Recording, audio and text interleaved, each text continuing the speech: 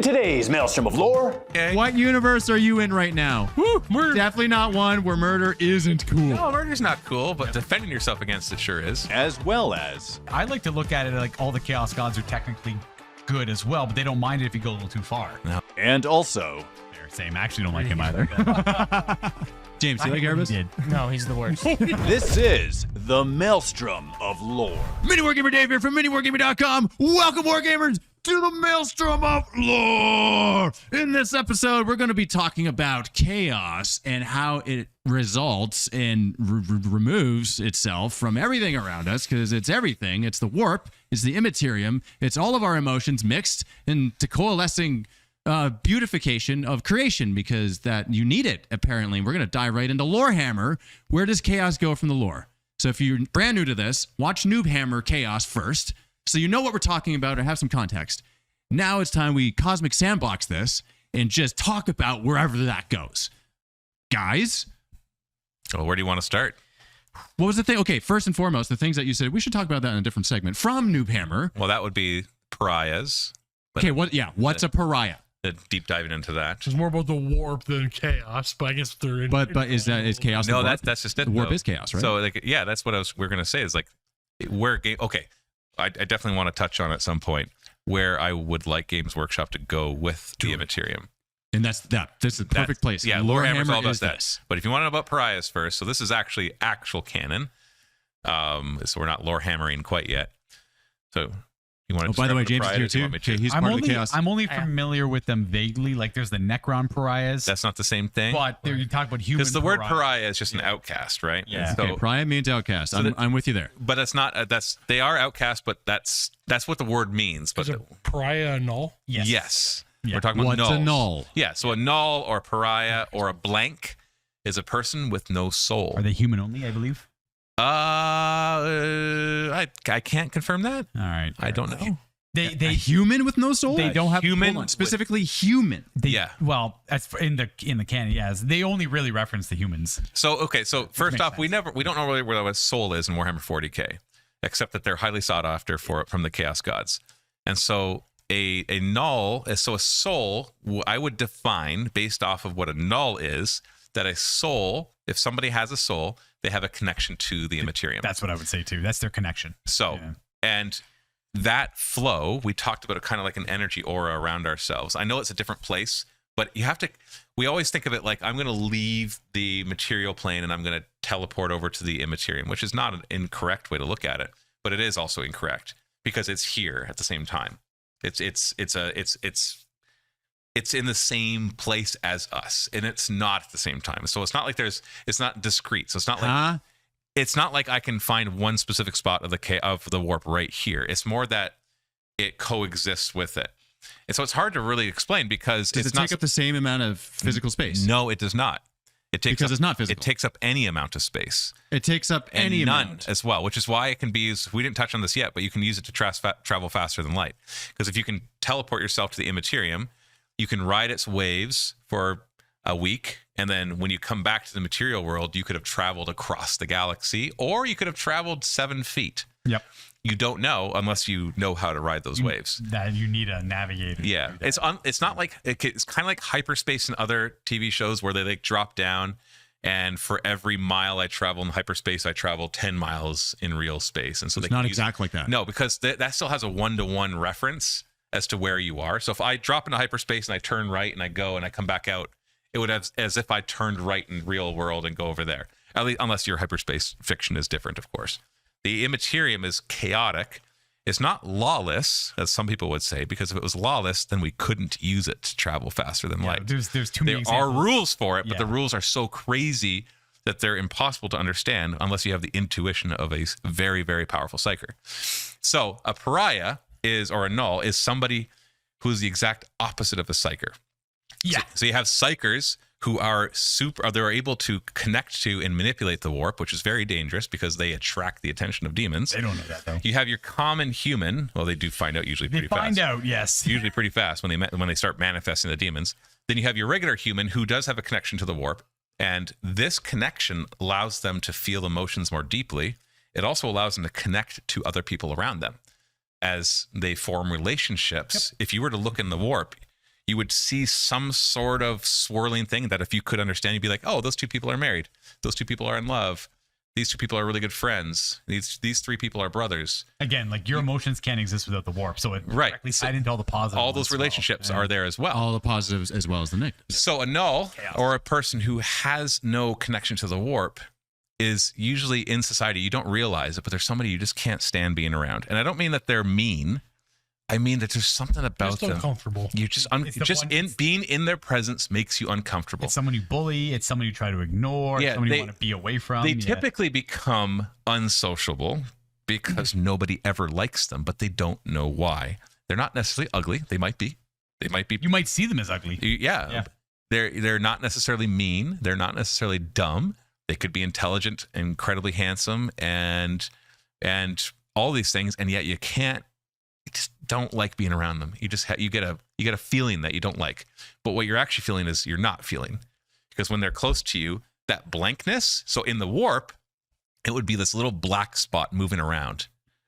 That's just nullifying the warp wherever they go. And it covers the warp around. And it covers the warp. And demons can't stand it because they can't go near it.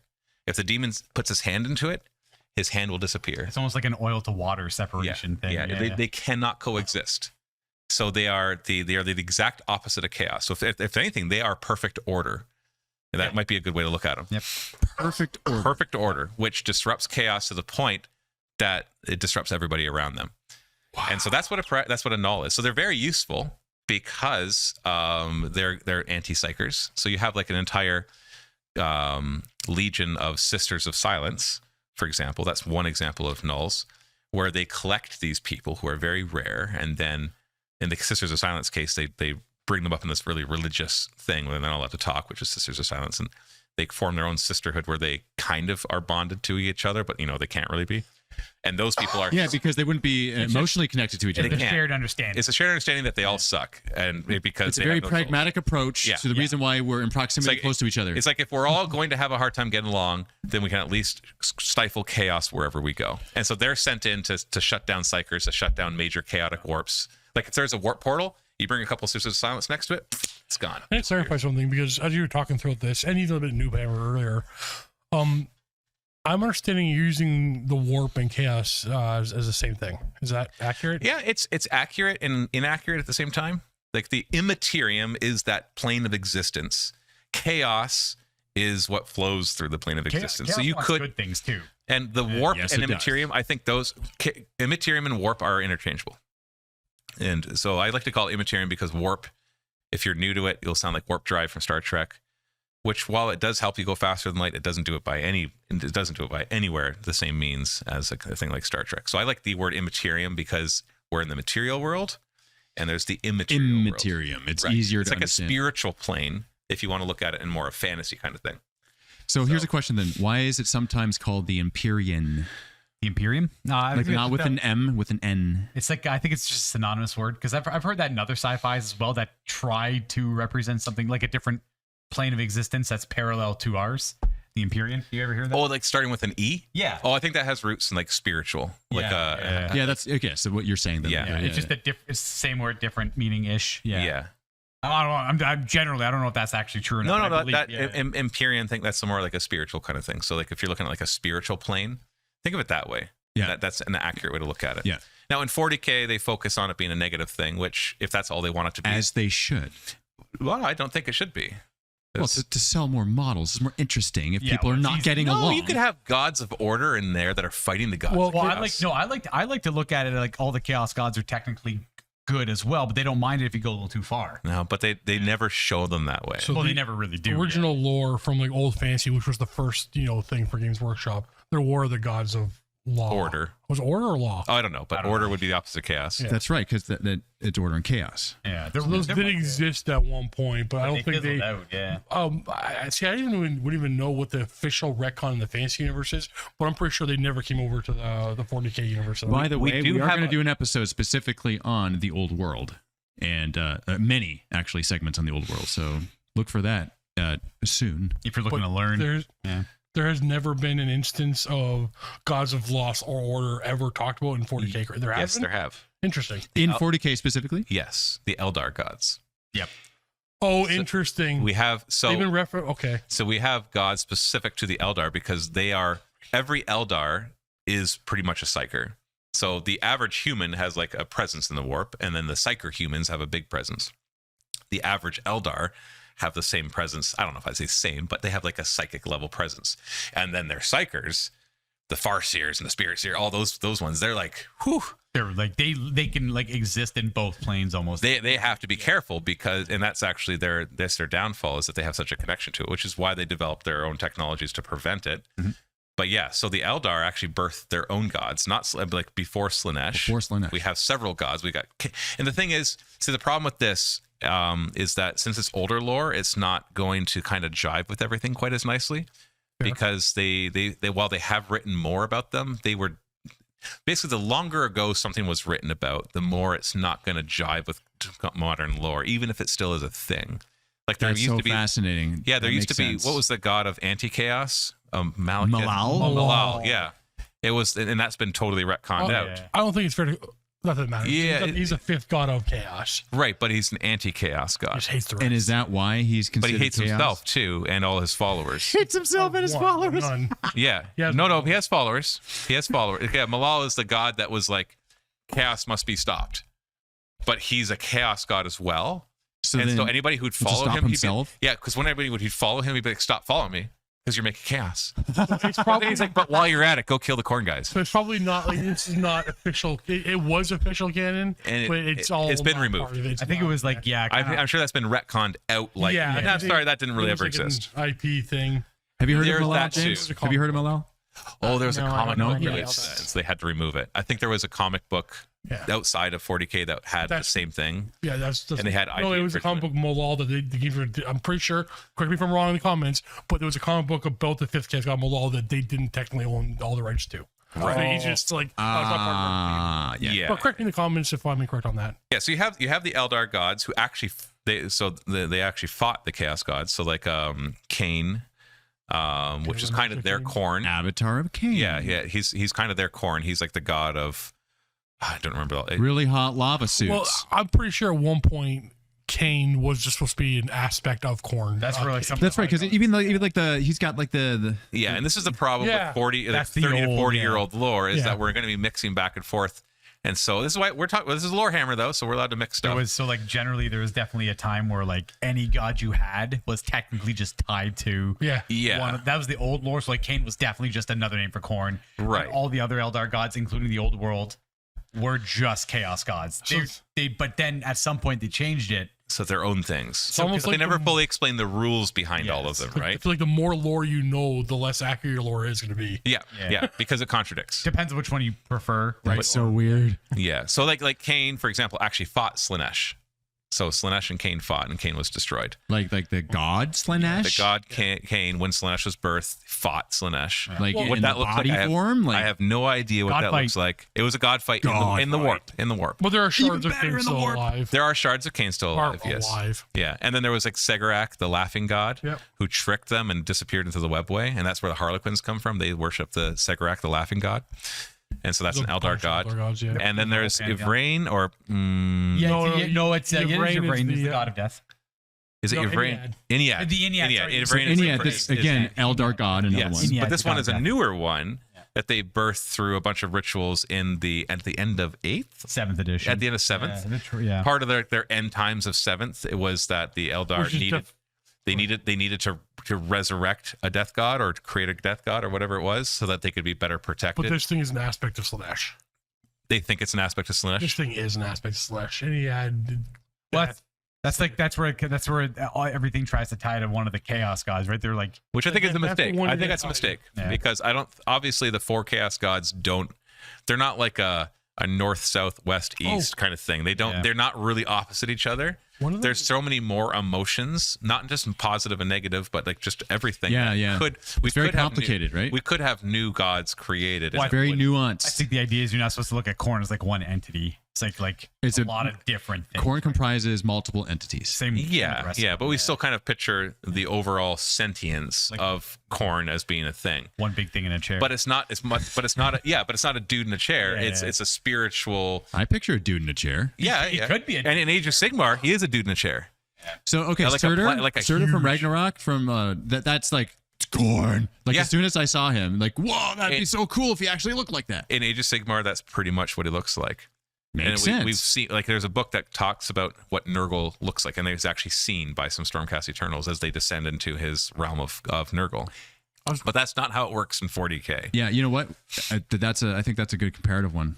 We can do a segment where we compare AOS Chaos Gods with 40k Chaos Gods. Galactic Showdown. It's like Galactic Showdown. Is it Future segment. They're the same gods, but because of the nature of the realms. No, they're very different, but we can cover that in that segment. That we just talked about. We're starting already. Yeah. So I would say, like, it would be really cool. Like, for example, one of the theories is that the Emperor is going to be reborn as a Chaos God of Order. Because growing back. Yeah. Right. The picture. The Or image. he might just get rebirthed as another Emperor, or maybe nothing will ever happen because Games Workshop will forever leave him sitting on that place. But who knows? But so what? Like that, there's lots of things you could do. So he's already kind of a Chaos God of Order, a Warp God of Order, an Order God of Warp. Because of his beacon in the Astronomicon, which lets everybody guide themselves through the warp, and so that counteracts Yes. Okay. So the let's. chaos of it all. So the Astronomicon, which is a telescope, laser, It's a fancy mountain on Earth. Think of it more like a lighthouse. like a lighthouse, Yeah. which its function is to To Light the guide. way. It's so guide people through the warp, like a light in the warp. Yep. You use it as like a point of reference in the warp. Yeah. There's not a lot of them. There was more. I think there's only the Astronomicon now. There are more now Yeah, there are more now because they had Okay. to create mini Astronomicons. How on is the it dark side. powered? Because was that How is the Astronomicon powered? Well, through extreme psychic there's a bit of it. 10,000 souls a day. A Right? thousand yeah. souls a day. 1,000 souls, no less, because we Psyker know souls. Psyker souls, Powerful psyker souls. Not More like light rogue, ones. more rogue psychers. more Yeah, like they're- ones they don't care about. There's like they have to be a certain threshold to Yeah. pass the you I go over did They did, like their psychic signature has to be high. correct. Yeah. Has So to be only, like, only 365,000 a year, Right? Like, and for the past 10,000 years. That's a lot hold on, what of is that? psychic what happens energy. if they stop? They stop feeding them. the Then emperor would burn out, I think, on the chair. The, Yeah. the what would burn out? The emperor. okay. Well, let's start from the beginning. But let's do like So he'd be a burnt let's do it. Let's do a simple version of this. Yes. So Please, the Emperor of Mankind is a very powerful psyker, the most powerful psyker. He's existed for theoretically forever. He's even alive today. Would be part of That's the lore. the lore he's alive to. Actually, Yeah. all of them are. Yeah. He's alive today. He's something. I don't know. He's not a singular example though. He might be. He might be. There might be just The one. Emperor is not unique. no, in the Heresy they cover that. Yeah, that he's amalgamation of a lot of souls. No. There's like an entire evolved. They completely changed it in the Heresy. Oh, like the shaman thing. It's no longer simple. That's all gone. It's now? no longer simple. it's no longer simple. So it's like Okay, let's forget all that. Yeah, okay. So in 10,000 Thank years. you. Hold on. Just for me, what's the 3 words? it's just people that evolved to be that powerful. So it's just one entity. There's like a lot of them. Right, but the Emperor is one He's of the them. most powerful psyker. Yeah. Okay. So he is an individual. Anyways, so 10,000 years before the current Warhammer 40k thing, the Emperor of Mankind, who's the most powerful psyker, the most Henry powerful Cavill. human. Okay. Yes, by far. He's by far the most powerful. I don't think anybody's going to dispute that on human scale. No dispute. He's planning something to make the warp travel safe for all of humankind. He's created this device that will basically allow them to tap into the webway, which is essentially The webway. Yeah, no, I'll give you a simple version of the webway. If this is the materium and this is the immaterium, the webway is between, so it lets you go faster than light without going into the warp. That's all you got to think of it like tunnels beneath the material plane. So it's more like hyperspace. Like rat tunnels? yeah, It's a lot more Worm like tunnels? hyperspace, except nice yeah. tunnels. They're nice. Ants? It's the warp sure. subway. It's a subway. Mind the gap. So you can go into it and you can go through it. The Eldar created it, or the old ones created it, and the Eldar use it. But whatever, it doesn't matter. He was trying to secure that, and The Emperor was trying to secure other the people. webway. Other people screwed that up for him. We won't go into all the details. What are their names? I want to know it right Well, now. He did nothing wrong. Magnus. It was Magnus. Magnus was a That's big one. why they say that. Yeah, Magnus was trying to contact the Emperor through a very powerful psychic ritual because the Emperor had put up like a psychic protection around the whole thing to keep it perfectly secret from the Chaos Gods, who did not know about it because he had this perfect protection. Was it And a then null? Magnus was it like, a I null gotta field? get a hold of him. And it's like when you The put your Emperor phone. said, say specifically don't get a hold of me. Yeah. Yeah. Yeah. But he thought Magnus found It's out. like when your phone is on Do Not Disturb. Magnus but got the all-seeing eye. If somebody calls twice to get through it, so it's like that. Magnus just called so hard that he punctured through the if you tell me thing and not to- exposed it to the Chaos Gods. If you tell me not to call you, but the building's burning down, I'm still gonna call you. That's I would have done nothing wrong. He found out what Horus was like, what had happened to Horus, and what the plans were, and he tried to get a hold of the Emperor, but the Emperor, he was told not to. But he's like, But surely this is an emergency well enough.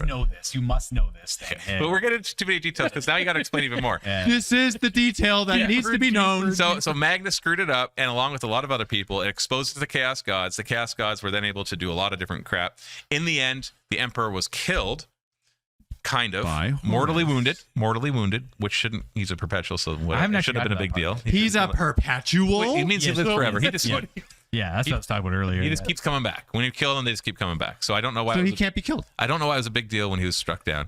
So he's not Was it a dead special then. sword If that he he's a was killed with? perpetual, he's not dead. No, There are swords that can kill. his perpetuals. sword could do it. His own sword could do There it. are swords that can kill perpetuals, therefore he isn't dead, but he can be His killed. sword can destroy the thing that makes you immortal. the soul in the your war. soul, yeah. Soul destroying sword. Yeah, Is that Drach'nyen? Kinda No, like that. Drach'nyen's a demon, Sword. and who's now a sword. Yeah. Not a demon. That's sword. cool by He's a itself. demon who's now a sword. Man, we're all over the place here. Random quick little fact that you It's love about chaos. Drach'nyen. Yeah. Drach'nyen, tell me. Remember how we said all demons are born of an emotion? Yes. Drach'nyen is born on the first human murder. Whoa! That's so cool. That's nuts. But murder's not cool. But you're right. That's not that. Oh, come on. We're freaking. Oh, what universe are talking you about in, Warhammer Steve? 40K? What universe are you in right now? Woo, murder. Definitely not one where murder isn't cool. No, murder's not cool, but defending yourself against it sure is. Yep. The fact that he was immortalized in a blade is cool. Thank you very much. No, he does Well, not. He doesn't think that's that's a whole cool. other He doesn't story. like. He doesn't think that's cool. No, is that why it's like screaming souls? He does not like being. Is it more than just him and the sword? No, actually, he's like one of the most powerful demons, though. I bet he would be if Abaddon, who doesn't care to have the eye of the chaos. There was a gods. great hero Actually, lost his I wanted it to be a quick. That's a one, good but story. The only reason Drach'nyen was defeated is because the Emperor went in hand-to-hand combat with him, That's also so cool. and the Emperor is the one who put him in the sword because he couldn't destroy him because he can't destroy demons. Yeah, you can only send them back to the So warp. he knew sending him back to the warp wouldn't be enough, so he put him in the sword, and he gave the sword to a custodian to guard for all time. What's the name of the custodian? Oh, I actually know the I name just too. read this too. That's the Master Mankind book. I can't remember the name of the custodian. He was one What's of the his name of like the sword? Drach'nyen. Drach'nyen. It's a Drach'nyen. Drach'N N-Y-A-N. I think so. Yeah. It's actually That I love that book, The Master Mankind. this Yeah. this The Emperor's Champion? Captain General Trajan Valorous. no. That's not that. I don't think that's it. Sounds like a Drach'nyen, known as nobody. a demon sword, is an immensely powerful artifact and significantly Trajan Valorous. Are you sure it's not Trajan? You know what? It wasn't. Okay, So I it know was- whoever knows it, and you've already put it in the comments. Thank you very much for the people who have looked that up. It was When- the main. It was the main character in the Master Mankind. It was like one of his custodian guards. He was I believe he was one of the higher up captains. What's the captain upgrade called in the Horus Heresy? It's the Shield captain? no Legion captain. No, it's like No, an up- he's custodians. there's a there's a That's better fair. captain. He's a high ranking custodian officer. Who But, wrote that book? that was Abaddon, I believe. No, Aaron Dembski Bow. That was the ADB. Okay, my bad. I thought Abaddon Aaron. carries it. Amazing. No, Abaddon has it now because that custodian in the Heresy. Thank you, James. custodian was taking care of it. Oh, I see. It's a Master of Mankind lore, so if you'd probably find it looking that up. However, So cool. that whole that whole book is like the life of the Emperor. He's like keeps interacting with this custodian guard, and it's the whole effects after Magnus did what he did. But it's the Emperor and this custodian essentially just hanging out, and the Emperor, as they're talking about philosophy and life, the Emperor psychically essentially gives the custodian the point of view of the Emperor as the Emperor grew up through time. Ra Endymion? And- Ra Endymion? Yeah, I'm pretty sure it was Raw. Ra Endymion, one of his loyal custodians, to come forward and ram the Again, sword. Now whoever also named left the directly comment, into his thank you. bodyguard's torso. Yeah. Careful not to hit any vital organ. Hold on. Bodyguard torso. What? So he Binding the demon stabbed to the flesh of Drach'nyen his through him. favorite servant. Yeah, Sword Ra. vanished. Who stabbed Drach'nyen? Through who? What? The Emperor did, took the sword. He wielded the demon into a sword. Then he called Endymion, and he jammed the sword into him, and the sword disappeared and became part of it. Yeah. So hold on. The calling of the name, was that part of the language you're talking about? The language of creation? Sorry, what name? No. Endymion? No, that was the that's name of the custodian. dude That was the gave- custodian. Oh, he called him over. Yeah, called. Yeah, it's like, dude, him. come here. Hey, help me It's get yours this. now. It's yours now. Okay. And it became part of that guy, and then apparently just. So the Emperor did it. Jeez, this is Yeah. huge sidetrack. I know. It's my bad. It's just cool though. Like, It's cool. I didn't know about this. It's a good read. Yeah. So like it's like ties into a lot of like the story of like the first human murder. So going back to the astronomicon, then, so the Emperor loses. He's mortally wounded. So they take his body, they inter it on this device that was supposed to help him get into the webway and do other stuff as well, and instead became his. They call it the Golden Throne, but really it's his tomb. And he's there, and the device keeps him alive, kind of, and his soul. So basically, his body is basically wasting away, but his soul is battling in the warp, and his presence there is so bright that it can be seen, or could be seen before the current lore, across the entire galaxy. And so when you go into the warp, when you translate into His soul could be seen? yes, The light of his soul. it's the light of his soul. The light of his soul. You sound like a sister of battle. Yes, but it's in this case it's real. What does that mean? It's real. In this case, it's real. In what case? Well, I mean, like, you think it's funny because you read the novels and you think a lot of the dogma of the Empire, or the Imperium, where it's like we need to have faith in the Emperor and he'll protect us. You think it's just dogma, That's the real act. but it turns out that when you have enough faith in the Emperor, it's kind of like birthing a chaos god, but you birth what you need. yes. And so you can actually, and that's what I mean. This is the cool stuff that they could do more of, but they kind of already do. But the Sisters of Battle. they do it the Sisters of Battle a lot, where it's like we have so much faith that we call on the power of the Emperor and we create our own demons, which are the demons of light, like Saint Celestine, for example. Yeah, Saints. Yeah. So all the sisters. That's cool, too. Yeah, and so they actually, when they do their miracles that appear to be just magic Miracle or dice? something, that That's all they gifts of the Emperor. literally, All gifts of the Emperor. yeah, that it's kind of like how the orcs believe something, so it becomes true. Well, the Sisters of Battle, when they believe something, it becomes true too. They have so much faith in the Emperor that it manifests. That aura in the warp for them is so powerful. It's not psychic. It's faith driven. Interesting. It's not psychic. No, it's It's purely faith-driven, You yeah. can compare it to psychic powers, but psychic is more like a mind thing that lets you manipulate the warp, whereas theirs is a belief. It's a soul thing, and they can actually manifest that on the battlefield. Manifest the whole destruction of the Maelstrom of Lore. Yeah, so I point by my- the faith Yeah, that I we point my believe bolter, it'll happen. I point my bolter, I say a prayer, and it penetrates exactly where I needed it to, and it kills something that it should not kill. Yeah. So, then in the it game, it becomes represents it killable. as dice that are predetermined, that you can be like, I need to make this 12-inch charge. here we go. I And made that's it. why it's, you know what? I'm just going to use this 6 from my prayer Yeah, it's a dice. prayer. Yep. It's a prayer. You have so much faith. He's like, I believe that I'm going to make that charge, and I made it because I believed it. Yep. And you think, well, that's just dogma. It's just, it just gave her a sense of accomplishment, and it was positive thinking. It's like, no, literally, Yep. the warp carried her there. So it was like, And there was- and that's done in the warp too. The warp Yep. is And- because of it. This is what I mean. The warp is not evil; it's chaos, It's which can be organized if you have a strong enough psychic presence And or We've faith. been indoctrinated with the Imperium dogma. Right. Which We is have been. there's a little bit of a yeah. truth. Look at us. There's right? a little bit of a truth to that. And Yeah. it's funny. It started off in the Horus Heresy when after the events of Magnus and everything, You get the Emperor, first sister battle. the Emperor had to sit on the throne because it was like kind of like we have to make this happen now because he wasn't ready. So he sat on the throne. The throne was built. And then that's when the Axe of Fate. He's gonna put his boy in that chair.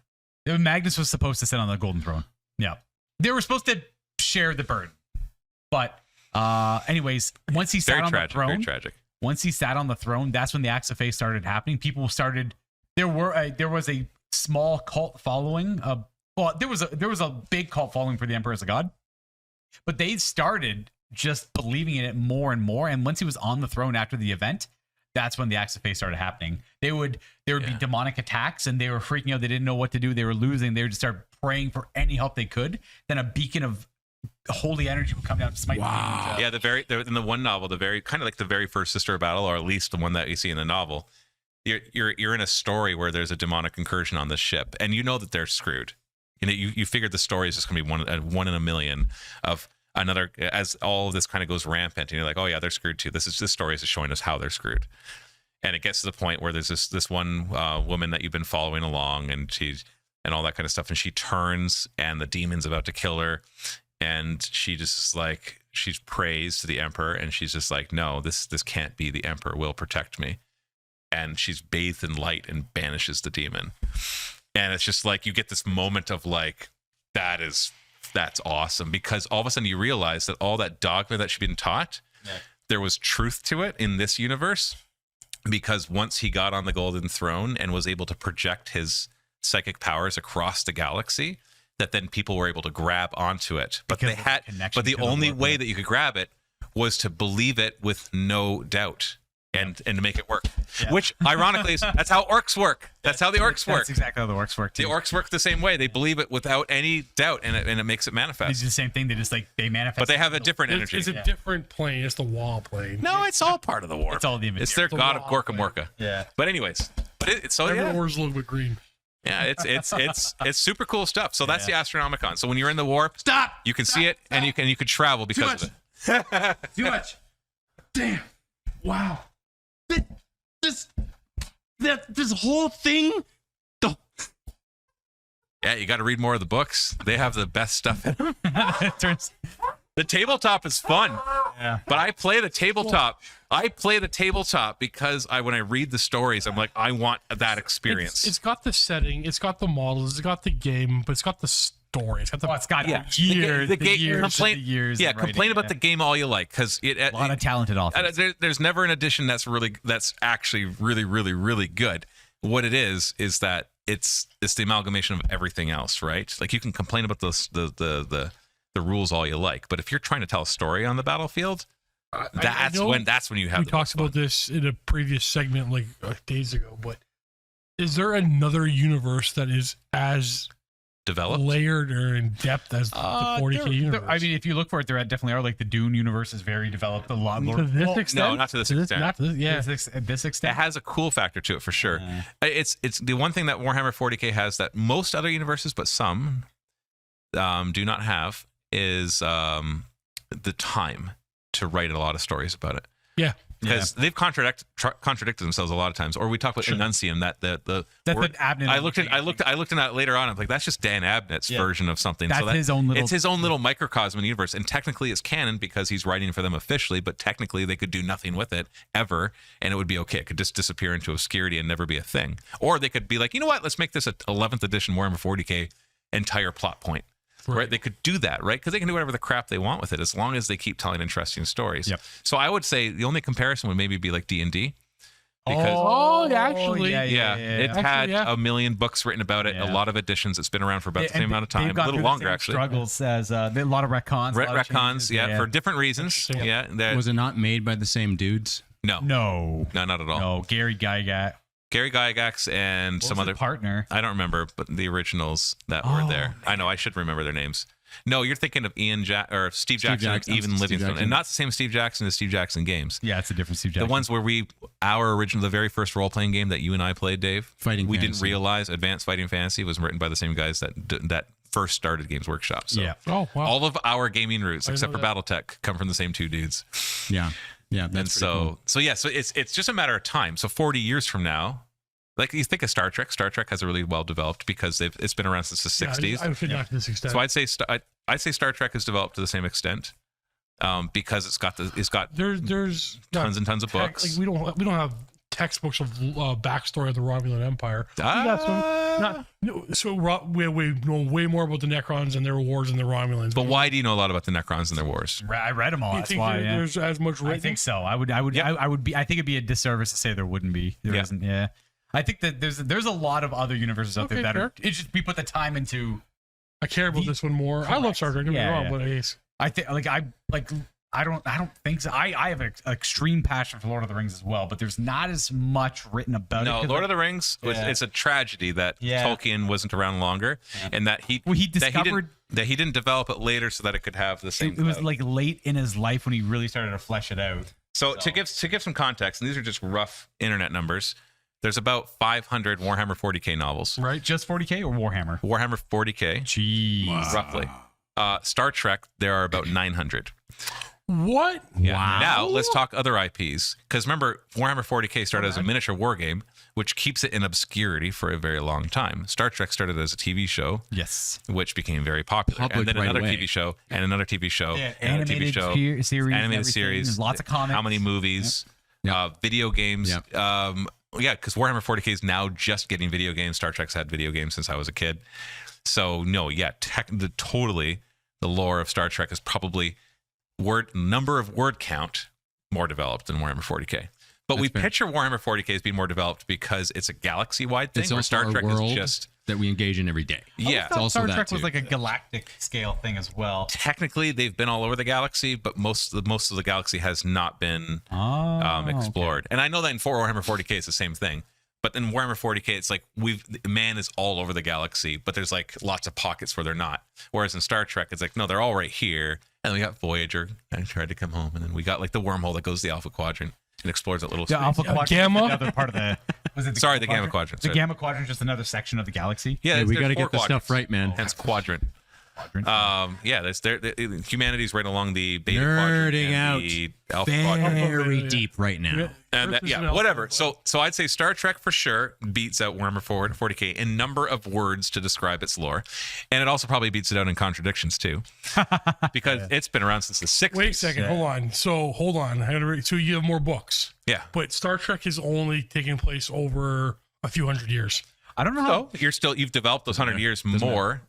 No, you hold on. There's got to Yeah, be. you can't say It number of does years. not matter, and here's why. Okay, it doesn't matter because it's the amount of influence it has had over more time. No, And it doesn't matter how big of the scale of the story you're talking about, because the exact same thing can happen for one character. Think of one character we know more about than any other character, right? One superhero, where like there's a million stories about the one character. Oh yeah, you get the Marvel and DC universe as well. That's obviously very well Yeah, fleshed. And Exactly, fleshed out is not right? the right word, because Same comic thing- books are Cons replete. and What I'm- contradictions and everything. What I'm saying is the Star Trek universe has only a few hundred years of timeline, so you can't have you can't have an evolution of the Borg for thousands of years. But is that your definition of Well, I'm saying, more like- fleshed out lore though? Because I could right now in That's one what I was sentence- getting. You were saying. Steve. Yeah. Is that no, what you were with saying? No, that is definitely what I said. Like, let me And right I'm now create a thinking- universe. In the beginning, 1,000,000 years ago, this universe had a dude, and now 300,000 million years later, that dude is still around. Now I've just told more of a story than Warhammer 40k because it covers more of a time period, right? I'm saying with a few hundred years, and you write a bunch of stories in a few hundred years, you can only have so many things connected without like writing whole new things. When you have 60 million years layers in this part of the galaxy, this part of the So you're galaxy. talking about breadth over depth. It sounds I like don't breadth understand over that, depth. but you understand. Yeah. Breadth yeah. means that you're talking about more things. Depth means you learn more about one thing. Yeah, I guess- that's what I I was guess- saying. I So About the a single question is, character. I was using which the wrong one is more lore? The thing that talks about more things, or The thing one that there's talks about more one thing information more? about. That's what I'm It seems saying. Like the 4K universe to me is just so like It is fast yeah, because it's a galaxy, so it feels Is that what you're fast. saying, though, Steve? Is that what you're saying? Like different layers of history throughout there's like different like empires, different. We talked factions about and stuff like the that. War in Heaven. We have the Heresy. I We assume have- Star Trek would have something like that too. Like the Romulans have, Well, Star Trek is based in reality, where it has it's and it's not our too far. history. It's actually not too far in the future No, at it's all. just a few hundred years. a couple hundred years. That's literally a nothing. And then there's in this the too, grand like scheme of Batman. Okay, what's the word count for Batman? Oh, Word Batman count for investigator. Batman? Like if there was How many comic books? how many comic books, how many novels, the movie, Not the- gotta be You're not hundreds. gonna have novels. Not- How many novels? How whatever, many graphic novels. There might be graphic comic books. So okay, the reason why I say that is because to your point, it's like that's 1,000 issues. 1,000 issues. okay. It's 1,000 Since its issues. first appearance in 1939. DC Detective Comics. Yeah, so DC and Marvel obviously are going to be breadth-wise and depth-wise going to be. So I think I was using the wrong word. Yeah. Yeah, fair. Yeah. You know what? This is a clear-cut example of the importance of words, Yep. which is why lore is so sacred to so many people. Yeah. And like, if you get it wrong, good luck. Yeah. Well, all If you get it wrong, then it's basically I'm here. It's like it's death by lore. yeah. Okay, that's what that is. And You even- can't get along, and you got to reverence it. Yeah. Totally right. Am I wrong? Well, nerds share the one thing. It's like they love pedantics, I believe is the word. Yeah. The small corrections. So like, okay, so Batman, like there's so much. Yeah, exactly. But it's once again, it's just a time thing. In 100 years from now, there'll be a new answer as to who has the most lore written. Star Trek may have fizzled out. Correct. Yeah. I doubt it. So Star Wars, I doubt it. It's massive. Batman's a single man in a single man's lifetime. You could reasonably learn everything about Batman. Everything. Star Trek universe is a few hundred years, so you could learn everything that's relevant to like the major shifts in society. You'd be able to the 40K. There's too much. There's too much. Yeah. I don't know, because 40K, it's more generalized. Like you go across the galaxy and you meet Cadians. That's that's actually very unlikely to be reality in the future, right? If 40,000 years in the future we have a galactic empire, and you travel across the like I travel a couple hours and I meet a different culture. Like it's similar, very relatable, but it's a different culture. Different foods. Heck, I go to the next city over and I get a different demographic. And we're saying that we go across the galaxy and it's Cadians. Like, how many freaking Cadians are there? Wait, what do you mean by Cadians? Yeah, Humans? sorry, the Imperial Guard Cadians. Like the humans, the soldiers. No, in like 40K. the actual Cadians that are the backbone of the Imperial Guard. Isn't that built into the Warhammer lore? Where when you say Cadians, I'm maybe misunderstanding you. You're talking about like the visualization of the uniform, visualize what they look like. their equipment, and their tanks. Yeah. Well, they're bringing the STCs. What are they called? They don't have those. They don't have hardly those anymore. STC, let's define that. That's a standard template construct, I believe. It's their black box technology that lets them create stuff that they no longer know how to create. So it's picture like a little factory machine that you're like, I'll put some iron in and some other stuff in, and then poop. So Minecraft. There's on the other side there is a gun. I have no idea how it made it, so hopefully this thing never breaks down. Yeah. They've lost a lot of time. It's a post-apocalyptic world, really.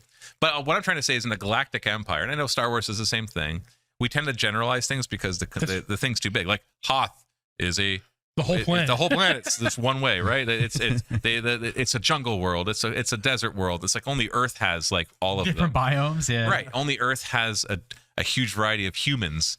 As soon as you go to this place, Klingons are all this way. Romulans are all this way. Now, mind you, as they develop the lore, they diversify them.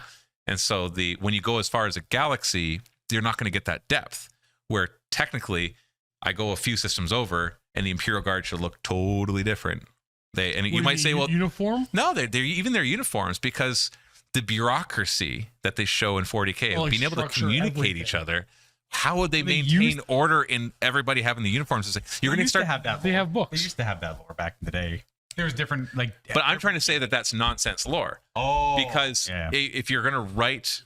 So you're like, well, it must have more lore because it's a big galaxy. It's like, no, all they've done is taken the amount of lore that could fit just a handful of worlds and stretched it across the galaxy and said, look, now we have a galaxy's worth of lore. It's like, no, you don't.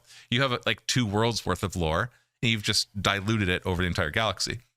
I'm not trying to speak against 40K. I'm just trying to say that when you're comparing it to Star Trek, which is just here, they've concentrated all their lore, so you know more about everything. Whereas in 40K, you know less about everything. But 40K thought of this is not that different from Star Trek. Exactly. It's zoom out. Zoom out, and the galaxy's now this big, right? Like zoom in. Oh, look how much lore there is. Oh, there's actually this much. Well, how is that different than being like the Star Trek is that it's this big, but if I zoom in and now they don't got the Catan and stuff. No, they don't have all space magic. Well, they do have. Well, he had that weird episode. I would say they have space Q. magic. They have Q. Oh yeah, from Q. So. Yeah, what is Q? Q was terrifying, man. That's just a race. That's Hold on, really Q from Star Trek? Yeah. We're going into Star Trek? We were already there, apparently. I know, I was more just comparison. Oh, Q, that's a good one. I'd like to know the answer to that. Oh, you don't know the answer to it? They never do answer it. They give him comparisons. They're a race of beings that basically are godlike, not in like I can create a world and kind of. They can't do anything. But they can do almost. It feels like they're godlike to us. Like he always snaps his fingers. He's always like, and he does whatever he wants. But it's more just like they're just advanced, so advanced that they look like magic to us. Yeah, but they explore them more in Voyager, but he still doesn't quite ever answer it. They always try to bring it back to comparing it. So it's like, oh, we're gonna go. Like Voyager at one point goes in to help the Q fight a war amongst themselves, but the way they did it in the episode is it presents them as being in like. Do you remember that, Steve? Oh, I love in Black Powder times where they're fighting with. That's funny because when they're firing these weapons at the Q, it's a representation of them actually using the Q's weapons. It's their show writer's way of saying we have no idea what they look like or what they are, so we're just going to be like they would fight. We'll do all through parable and analogy. Q weapons. But in the meantime, in the real world, stars would collapse whenever they'd fire one of those guns. That's what was actually happening. Cool. Yeah. So they have no idea how they work, and the show writers. So don't the Q either. are the Catan. No, more powerful Catan than we kind of understand. You can actually understand the Catan. Yeah. No, the Q would snap their fingers and destroy the I think- Catan. I don't think they went into enough detail. They could have gone. They into more choose. I detail. think they choose not to Yeah. because As a kid, I How would saw you? original Q. Q is just Loki. He's Yeah, essentially totally. got a trick. Yeah, That's yeah. how he started. Totally That's how he felt like started. that. Okay, that was a massive side quest tangent. yeah. What Q are is we Loki. talking about? Let's bring it back. But not to- all the Q are Loki. Because So the this other is ones don't Lorehammer. want them to be Yeah. Loki. This is Lorehammer Chaos. Yeah. It was chaos. Well, It was Q is chaos. Yeah, 100%. he fits. We were Yeah. talking about the Astronomicon and the Golden Throne. Yes. Yeah. Jeez.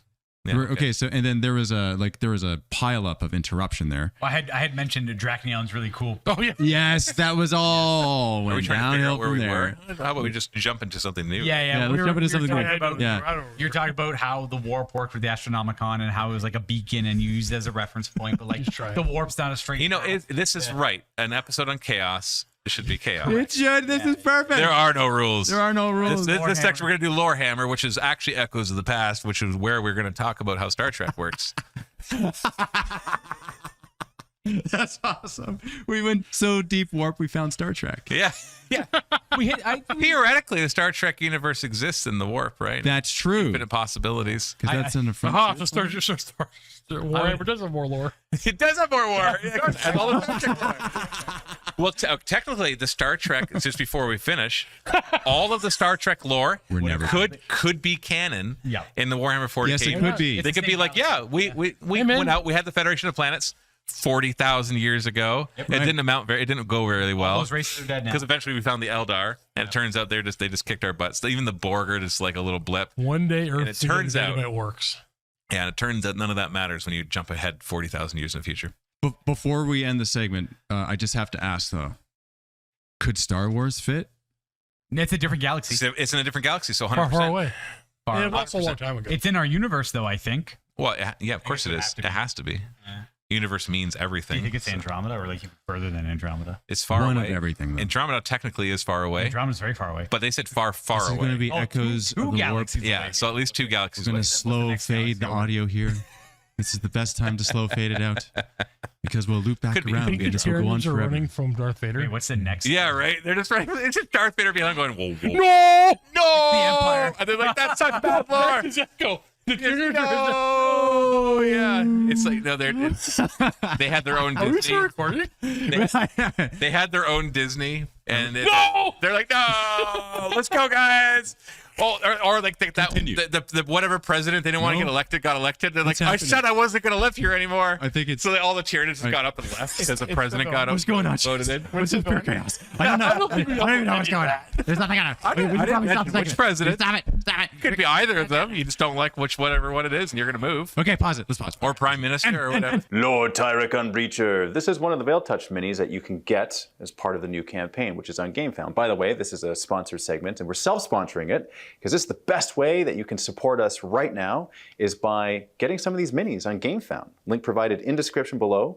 We are developing our own miniature tabletop war game, and it's called Ravage Star. We're developing the rules for it. Take a look at these amazing minis, and when you see the campaign, you'll see all of the miniatures that are available for it. There's 3 factions. This one is the Veil Touched, which are the chaotically infused warriors of an exploration race. And they were once pretty cool dudes, and they weren't crazy like that, but they went beyond the veil and they kind of went a little insane. So that's what these guys are. Link in description, guys. Thank you very much. And now back to the Maelstrom. I think that's a perfect excuse to nerd out here. Yeah, that just went straight on the floor. That didn't go anywhere fun. But all right, let's nerd out. This is one of mine, and you guys are doing me a favor talking about this. And James, you can jump into. So, Josh, Luca, Steve. Word. I want to talk about some chaos characters. Okay. Okay. Yeah. So just want to nerd out on some characters. Ooh, they're all connected to the Heresy too, so there's a lot. There's a lot. You're gonna get a lot of talking here. There's a lot of Okay. information on that. And so this is how I like to frame this. Let's talk about the 40K character, and then let's bring it back to the context of the characters. Bring it back into 30K. Gotcha. Okay, because right now let's start right where I wanted to start it. Kharn the Betrayer. Okay. What's that, Steve? Hansu. Hansu, naturally, you'd want to talk Naturally, about Hansu Naturally, first. right? That's the first one. I barely even know who Hansu is. He's so obscure. We could get it. Oh, I I'm read gonna his leave. first novel. Okay. All right. So, Kharn the Betrayer. Right now, it's kill, maim, burn. It's butcher's nails. And by the way, if you're brand new to Warhammer, there's noob hammer segments that we create and which you can find in playlists. And it's going to be just diving into the brand new. Like, if you know nothing, you know next to nothing, you just know the name Warhammer. Those are the great videos to start. This is where we're nerding out. And so, a little bit base knowledge of Warhammer is more helpful, but still, I would say if you know a little bit next to nothing, you would still be okay watching this video. So Kharn the Betrayer, who is an Astartes, who was once a Space Marine, is now a Chaos Space Marine who is dedicated to Khorne. It's all the butcher's nails. It's all surgical implants. No more fear in the battlefield. Who was he before this happened? He was a cool character. He was the In the first Heresy. He was the first captain of the World Eaters. Was he No. first captain or was he? Well, at And then he turned into a one-dimensional nothing in 40K. Was he? Would you say Or he's, during the Scour, not the Scouring. would you say yeah, he's Scouring. lobotomized, but to be angry, perma-angry? They all are. He had the so by the time you were interacting with him during the Heresy series, he already had the butcher's nails in him. The whole Legion already had the butcher's nails done by the time they were introduced. I was gonna say, I think there's one short story I read where he hadn't gotten the nails yet. That's Yeah. when he first met Angron. Yeah, Yeah. because he was part of the Legion before Angron was founded. Before the Butcher's Nails, he was the captain. He was the 8th captain. He was one of the captains. I think. But was he the captain who was actually able to calm Angron down when they first abducted him? That was him, right? Kind of. Is that where he Not was, even like, necessarily basically calm him down. Just Well, so Angron gets pulled about up to from, kill him. Yeah, Angron gets pulled up from the gladiator pits. He's in his ship, and everybody who goes to talk to him, he's just killing. so yeah. Do you want to get back all the way into Angron and who Angron is? And like, Well, no, it's more about who Kharn is, because Kharn was the one who got through to him. So yeah, That's how he stood out at first. Yeah. when Yes, the, he's the one who can actually speak reason to him. Before Butcher's Nails, though. Before the butcher's nails. So Kharn was one who cared about his legion. Well, he understood. He was a captain. I can't remember what rank he was though. Oh, sorry, what? He was the 8th captain. Eighth in something- line. yeah, I think that or See, that makes I sense. think he 'cause, made you him know, the eighth one to and walk in the corn room. and But maybe they Oh. were walking in an order. You know, that's probably fair. I thought, Maybe. yeah, fair. That's maybe that could have been, yeah. Yeah. So you know what? If you know, leave in the comments below. What would you say his about actual Kharn? rank So was. sorry. Pre 40K? Who was he beforehand? And how did? Well, the butcher's nails is the answer. Well, they How we kind got of there. hint at it, right? So before the Butcher's Nails, Mhm. before their connection with Khorne, he understood the anger and wrath that Angron was going through in the moment, and that's what he got through to him. Like, it was already part of Angron's character, or Kharn's character. Kharn strikes me as an individual who suffers extreme anger issues, but a perfection of controlling it. Yeah, yes. That's like his character in the Heresy. He's like someone who grew up with anger issues, someone who went to therapy, someone who found, like, as a person recovering with or dealing with anger issues, right? That he would be the individual who has, like, he knows he'll suffer them for the rest of his life, but he knows how to deal with it, kind of thing. Yeah, he knows how to master his anger. So like he accepts this about himself. Correct. He Yeah, knows yeah. this about Yeah. himself, and he just knows how to live with himself. Right. With Not that all the world eaters were like angry individuals or whatever, but that's how Kharn kind of comes off as a character. He's very calm, collected, but like when during his monologues in character in the book, he kind of like covers that subject a couple times, essentially. Yeah. And then, well, a little bit more so because you most interact with the Butcher's Nails. The Butcher's Nails are trying to crank that anger to like 11, and he just calms them down every time. He overcomes the Butcher's Nails, no problem. So hold on. Yeah. Well, what do the butcher's nails do? Do they not take out that fight or flight fear? They don't take out of that stuff. What it is it death? takes out the. I think it takes out the ability to feel any positive feelings. Yeah. It makes you Unless- fearless, right? In a roundabout, it makes you insane. It's almost it gives you like, it's as far as I can tell, it gives you like some, as if you say you were addicted to a substance. It was impulse control. It was like an impulse. It's like, say you were, it would make you feel like you're addicted to almost conflict, that anger, and like without it, your body's shaking. This was a thing that was done to Angron, the Primarch of the World Eaters, Yes. on the planet before he was brought into the fold of the Imperium. It was like a very once- cruel thing to do. But once he took control of his Legion, the something hounds, Warhounds, I think. The Warhounds. The To Warhounds. control the Warhounds. Turn them into the world leaders. And then he's like, "I'll butcher's nails all my boys." Well, I think so. I'm trying to remember. Short version, I'm but- trying to remember it well enough because when Angron got pulled up, basically every captain that went to talk to Angron killed them. Yes. And I think Kharn was the one that was like, "Hey, look, like Yes. you might hate us." Oh, Kharn didn't fight. Kharn didn't fight, That's what it was. and he's like, Yeah. "Look, you might hate us, but He like, almost died you are because our, he didn't fight. You're our gene father. Like we are 100% dedicated to you." And I think Kharn was the one that was basically had said to him like, "We're ready to put the nails into ourselves for you. Like we know how horrible this is, but like we're your sons. Like we're ready to do this." And I think that was what got Angron going. Yeah. Like, "Oh, That's right. You guys are loyal to me." Right. So the first 7, Angron immediately attacked and they tried to defend themselves. Kharn's like, Go for it. I can't do anything. And then Clearly I'm that not gonna gave beat them you, the yeah. opening to for Kharn to actually speak words. Yeah. Because he immediately attacked everybody else. That's Yeah, and to show, and I It's think so that long was I read the this. thing basically showing to the dedication. And- The dedication shown was him saying like, I think he we're kneeled or all something? on board, ready to put the nails in. Yeah. Yeah, and like it's not like Angron was like a frothing animal when he got pulled onto the ship. He was pulled out of a very like important moment of his life he was dealing with, and the Emperor just kind of Because he was Spartacus. Just- Yeah. kind of, yeah. you know. Angron is essentially Yeah, Spartacus exactly. from the Yes. Yeah. So it was when the Emperor found Angron. Angron had been an escaped gladiator, and with his brother and sister gladiators had been fighting the people that had kept him imprisoned, and I was leading this army. And when the Emperor showed up, it was the big showdown between Angron's army and these people that had kept them enslaved. They were gonna lose 100%. They were all gonna be killed. So the Emperor's like, "Well, I'm not gonna let you die off." Yeah, the So Emperor. I got it. Yeah, the Emperor basically was like, he didn't let him stay and fight with his brothers and sisters and get the death that he wanted. He was ready to die with all of his family. And that's why he was so Family. angry, and that's why he's one of the most tragic characters in the Heresy. But let me get back to Kharn. I'm going to speed through his entire history, and you see where you want to go. Oh, here we go. Yeah, because we wrote Angron. We Yeah, talked about Angron forever. we- So Kharn, yeah. captain, gets through to Angron, does world leader things, big fights, dies but doesn't die. Just this guy, he's just one of the best fighters in the Heresy, right? After losing at the wall, world leaders are all on a planet, Skalathrax, fighting. I can't remember who or what. I think they're fighting the Emperor's children. Emperor's children. I Okay. Big, tons of acid rain. All the world leaders take cover.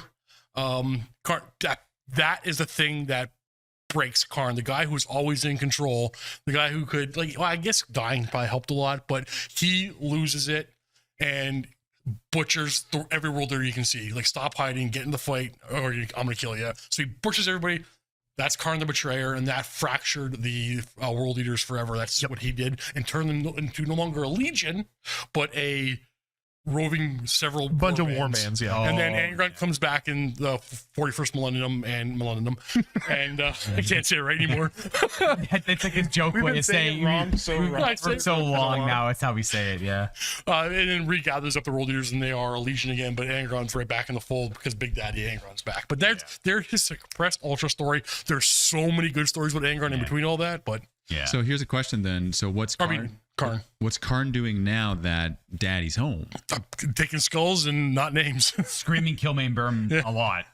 He's saying that a lot. So is he a lone wolf or does he fight alongside his? He still has like a loyal warband to him, I believe. I think he's his followers. I don't know. Did he make up with Dad, or do they still not get along? I assumed he got brought back in the fold. I made the assumption they don't get along because he's also got his axe still. And I don't think Angron. It's too small for Angron now. Well, it's too small, but that's still his axe. I think Angron.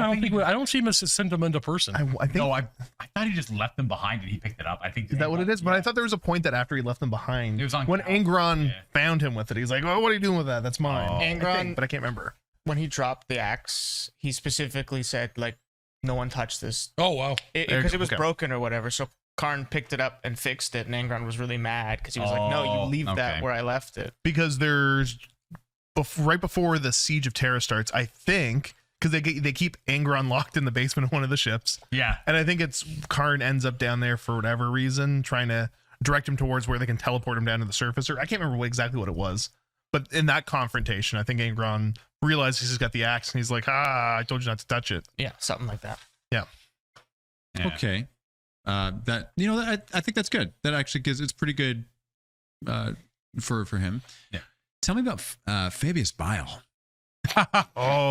That dude was suspicious off the rip, like all the way back to the not a single wholesome scene with him. Okay, so he's Emperor's children, right? Yeah, He's Emperor. He's Not anymore. He's not aligned to the Emperor's children anymore. But He is. Yeah. Right, and he's He got was an apothecary. He was the chief apothecary for the Emperor's I children. think he was during the chief Heresy. apothecary. During the Great Crusade.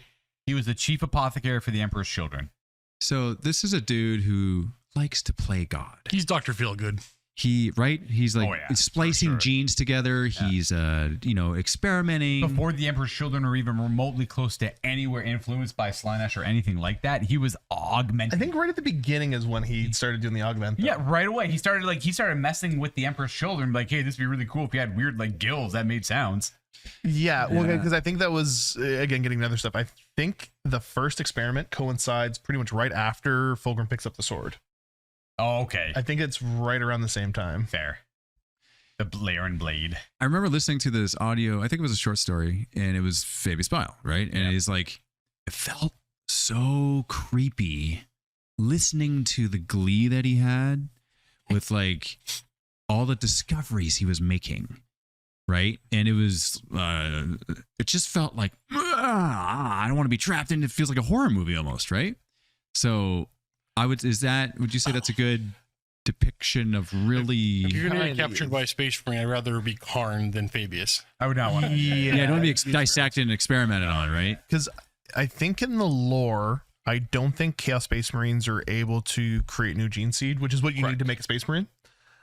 But I think Fabius is pretty close to being able to make Space Marines. He's called the primogenitor, right? Gene seed. Well, I think that's where a rumor going around that like, world 10th edition is going to be the edition the Emperor's children get their book again, or Hopefully. get their own book, and it'll be because Fabius is able to create gene seed, and then Fulgrim will come back, and like what story that story is. I think we're on the cusp of learning more about that whole, which will be super cool. I think he's getting pretty darn close to figuring nice out how pun. the Emperor first created gene seed. Because in the lore of the Chaos Space Marines, I think typically have to raid Imperial facilities to try to get a hold of gene seed. If they grab it, the few places they can figure out where it's kept, like that's a huge prize for them. So yeah, or they harvest it from loyalists they kill. But they don't love doing that. Hansu.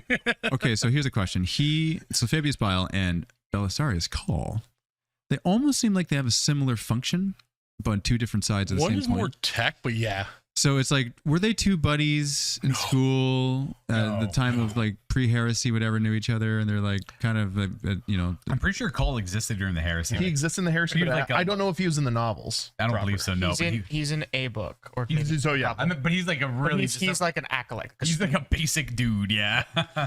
he becomes a pretty big deal later on. He becomes the. I can't remember the title, but he's the leader of Mars. Okay. I can't remember. Mars Daddy. Mars, yeah, he's Mars Daddy. Yeah. But because I'm remembering Fabius also was the one that created the clones of Horus. Yeah, so he was obsessed with making Primarchs. He wanted to try and recreate Primarchs, but they always well, I think the other problem was like Horus's soul was like shattered. Spoiler alert. Yeah, well, Well, you haven't figured that out.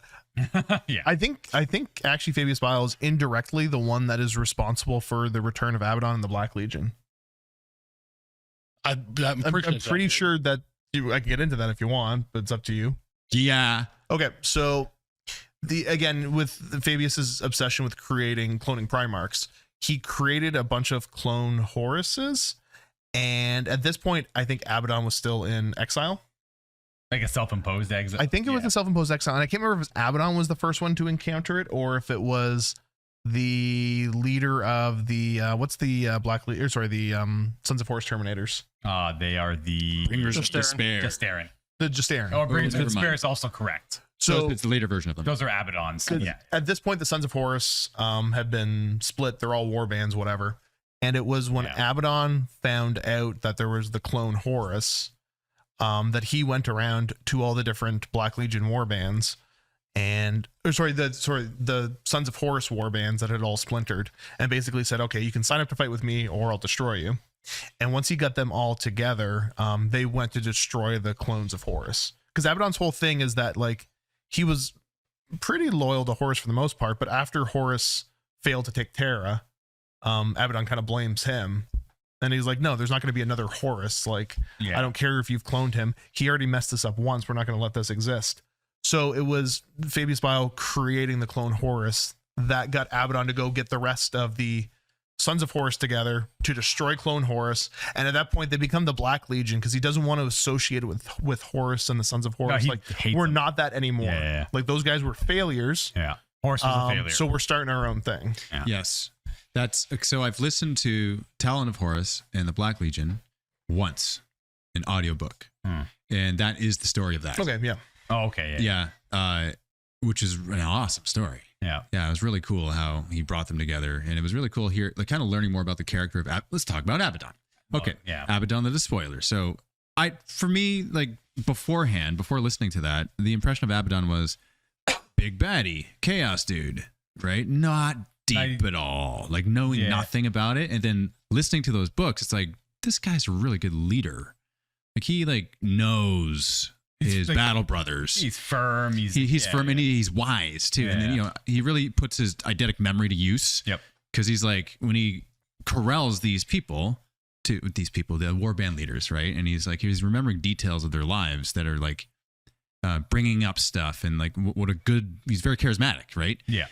And so that was cool. It made me kind of like learn more about the character of Abaddon, more than just death to the false emperor and kill, right? So Black Crusades. Crusades, yeah. So that was neat.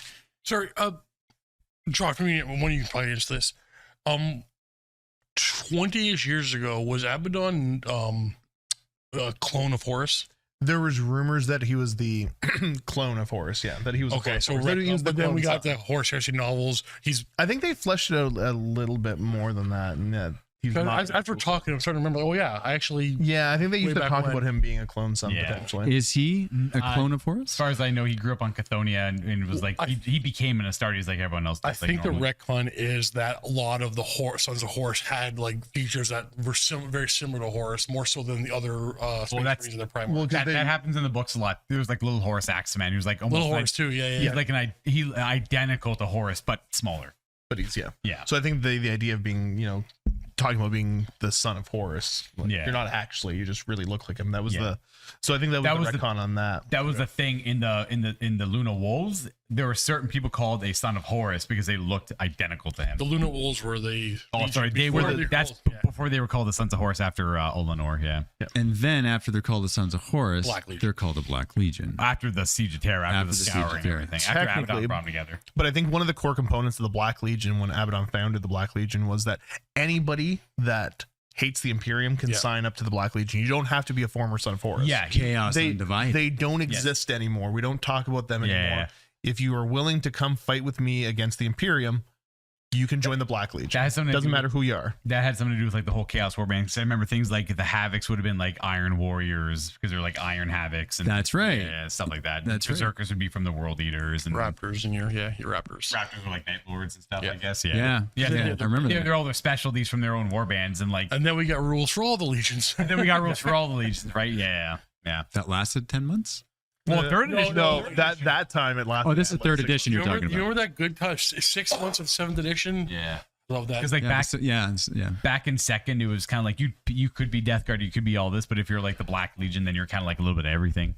Yeah, and then third edition came out, and they had all the Legion rules in 3.5 Chaos Codex, and then they dropped that all the way into the beautiful end of 7th edition, and then that lasted what Steve said, like a jokingly small amount. But that was a time where every person at MiniWarGaming played a Chaos Army. For 6 months. We were doing nothing but chaos. It was so cool. That was probably one of their like best supplements they released. It was so good. Agreed. It was Traitor so Legions. good. Yeah. Khorne Demon. Okay, Demon, like that was another tragedy. That was my favorite codex of all time. More so than Traitor Legions? And then Traitor Legions number 2. Okay. Yeah. The play style of like the Blood Tithe and all that stuff. It's like, okay, you can't beat it. That came out like the last quarter of 7th edition. Everyone loved that army. Everyone loved playing against that army. It was so much fun. They didn't bring it back in 8th edition. The World Eaters came out at the tail end of 9th edition. They had the Blood Tithe point mechanic, which is kind of cool, but you didn't get to summon things with it, but that's fine. And then they got rid of that too, and now you have the weird Yahtzee. I think it's very reasonable to expect when the 10th edition Chaos Space Marine Codex drops, it's going to be very reminiscent of Traitor Legions. That book. I hope, because there's always been two different flavors of rule books when it comes to Chaos Space Marines, like a generic Chaos Renegade, which I never cared about, or Chaos Legions, which is what I'm all about. Yeah.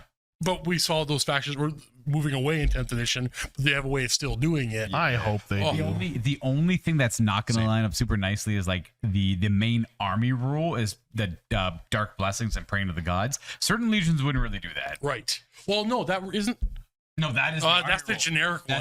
That is what. I really hope when the 10th edition book hits that there's a way to get rid of that rule and replace it with something else. Don't get me wrong, it's a cool rule. It's super fun, but I don't want to do it with Iron Warriors. I don't want to do it for Night Lords. I'm not saying anything bad about it, but no, it's really cool. It's not for me. It just doesn't make sense for Night Lords. It's perfect for word bearers. Yeah, great for word bearers. What is perfect? What are you guys talking about right now? So the main Chaos Space Marine army rule in 10th edition is like every time you go to attack with a unit, you pray for a blessing from the Dark Gods, and you get either one of two bonuses. And then afterwards, you have to do a leadership check to see if the Dark Gods are pleased with what you're with what you were able to accomplish. And if you fail the leadership, they punish you. If you pass, nothing bad happens because you already gifted something. Yeah. Okay, that makes more sense because I played 2 games of 10th, and I don't remember any of them. So yeah, like, that's fair. The problem is like the Night Lords wouldn't pray to the Dark Gods for those bonuses. The ones that I want to play with. And Iron Warriors wouldn't also. Iron Warriors, the ones that Steve wants to play. As a whole, they wouldn't either. Yeah. But the Iron Warriors see the chaos and their entities as lesser things to capture and enslave. Yeah, they're tools. They take demons and put them in machines. They don't worship them. They naturally look at chaos like a resource. There are some in the modern 40k novels. I'll say modern. I mean modern era. There are some Iron Warriors that definitely would follow a chaos court or chaos undivided, but as a whole, they don't. Yeah. Yeah, and same idea with the Night Lords. Is that I want to play the pretentious ones. Yeah. Exactly. Yeah. Okay, so Ahriman. Ooh, I got something cool to say about Ahriman. That's a very interesting character. There is Ahriman's a very the whole Thousand Sons are a tragic. They only went traitor because they had no place in the Imperium after the Council of Nicaea, and Horus was at the time accepting of their way. They had a place, but they just didn't listen. Yeah. So they were in their eyes they were forced to go traitor, but Ahriman was very clear during some of the books that like afterwards. He was actively looking for ways to defend himself and the Thousand Sons so they can cut their own little circle of the galaxy and just live there and exist there because they were going to immediately abandon Horus and his ways. But it was more Horus was a means to an end. So sort of the traitor allegiance was a means to an end. Actually, in the book I'm reading now, there's like how far into how far into it are you? Are you done? I'm not done yet. No. Okay. Earmuffs. It's not a really big spoiler, but What book is this? It's The End and the Death, Part 2. But So this is a spoiler alert for the part 2? it's not like such a spoiler, but I think anything you say, It's a spoiler alert for End in the Death. anything you say about it is a spoiler. So there's a scene where I'll keep it as vague as I can, but this part of in and of itself is kind of cool because like, what would you expect Ahriman to look like as a Some nerd. outside of power armor? Oh, so strong looking jaw, Just like a normal looking marine, right? Oh, he's probably all mutated, isn't he?